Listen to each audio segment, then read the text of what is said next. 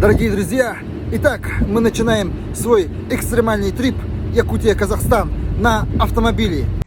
Вот, у меня тут есть приборы, датчики давления. И эта часть у нас полностью автомобильная, это прицепа. Вот середина пути Якутск-Нерюнгри, то есть Якутск-Томмот. Мы тут, и я расскажу, как я слегка модернизировал свой кемпер. Вот доска из фанеры. Почему я сделал? Потому что из колес летают камни.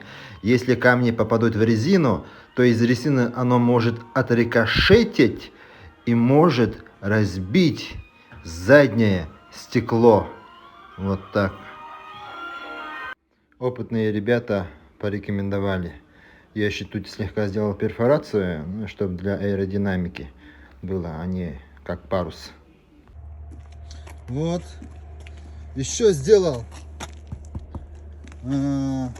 надкрыльники. Вот крыло родное. И надкрыльники из резины. Чтобы оно не разбилось. Потому что оно пластиковое. И тут у меня ЧП, у меня тут разбилась лампочка. Вот, но горит, слава богу, горит.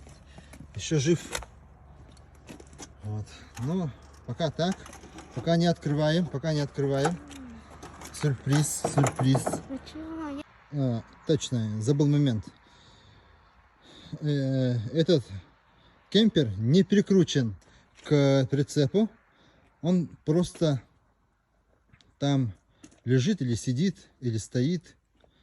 И я их привязал вот так. Раз. Вот так. И вот так. Вот это хорошая штука у меня получилась. Спасибо Кеше. Отдельное спасибо Айсену. Вот. Ну, нормас. Ну,